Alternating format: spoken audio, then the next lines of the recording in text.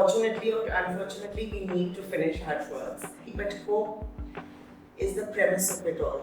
Once that emotion has been fully expressed, it gives me a sense that the work is, it's little moments in daily life which catch my eye.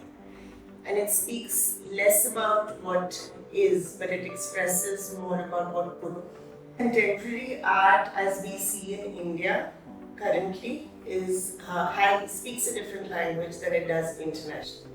What themes or questions does your art explore, and what does it mean to you?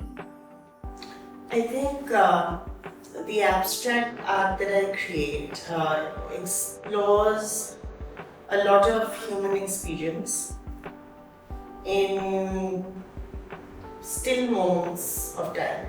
And it speaks less about what is, but it expresses more about what could.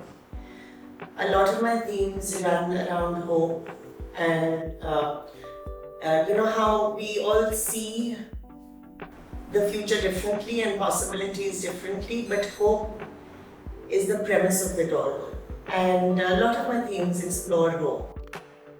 How do you know when a piece is finished, when an artwork is finished? I think for the purpose of finishing an artwork, because in today's day and age, it is as much as for ourselves as artists that it's for the process that we create an artwork, but it's also for who is looking at the artwork. So, fortunately or unfortunately, we need to finish artworks. There is actually, and with abstract, I think it's harder to know when is it done. For me personally, I work through emotion, and I think once that emotion has been fully expressed, it gives me a sense that the work is finished. Has your art ever surprised you or led you somewhere unexpected? All the time, absolutely all the time, especially with the abstract. I rarely plan my work, and the composition goes along in the process. So, all the time. How do you see your work in relation to the contemporary art in the current?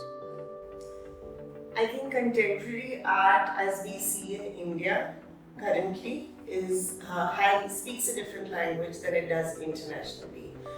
Internationally, contemporary art is leaning a lot more towards modern art, very, very modern contemporary art. And India still holds a slight traditional sort of feel in its expression, even in the abstract.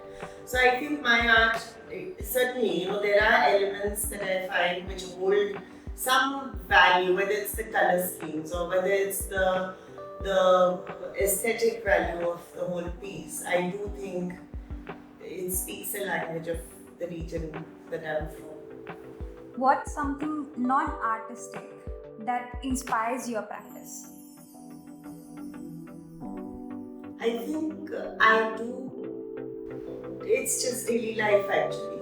It's little moments in daily life which catch my eye. And how I think a lot of it comes down to perception and how we view things. So it's certainly that. It's just moments in life which inspire me tremendously. And it could be experience, it could be a visual moment, it could be something I heard and how it made me feel. I take my inspiration from daily life.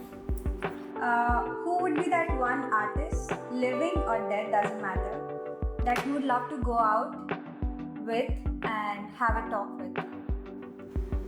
I think Ramachandran and his wife, both the artists, it would be such an honor to actually, because they have such different styles, and you still see there's a bit of a merge in their styles, especially with the lotuses and with the florals and how the sky is.